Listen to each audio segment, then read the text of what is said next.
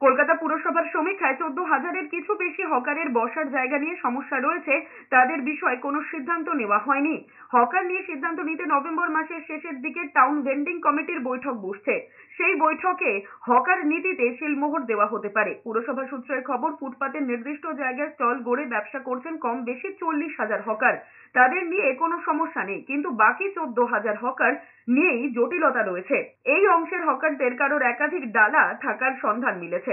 কেউ রাস্তার দিকে মুখ করে ব্যবসা করছেন, কেউ বা আবার একই নামে ফুটপাতের দুদিকে স্টল করেছেন, কেউ আবার বিভিন্ন মোড়ে বা ফুটপাতের নির্দিষ্ট জায়গা না ছেড়ে ব্যবসা করছেন দিনের পর দিন। আপাতত তাদের শংসাপত্র দেওয়া হবে না বলেই সিদ্ধান্ত হয়েছে বলে কলকাতা পুরসভা সূত্রে খবর। তবে পুরসভার এক আধিকারিক জানিয়েছেন, দ্রুতই ওই 14,000 হকার নিয়ে সিদ্ধান্ত নেবে কলকাতা পুরসভা। আপাতত টাউন বিল্ডিং কমিটির বৈঠকে তাদের নিয়ে আলোচনা হবে। তবে কলকাতা পুরসভার এক আধিকারিক জানিয়েছেন, কোনো বৈধ হকারকে বঞ্চিত করা হবে না, কিন্তু অসাধু উপায়ে যদি কলকাতার বিভিন্ন জায়গায় একই নামে একাধিক হকারের ডালার সন্ধান পাওয়া যায়, সেক্ষেত্রে পুরসভা রেয়াত করবে না।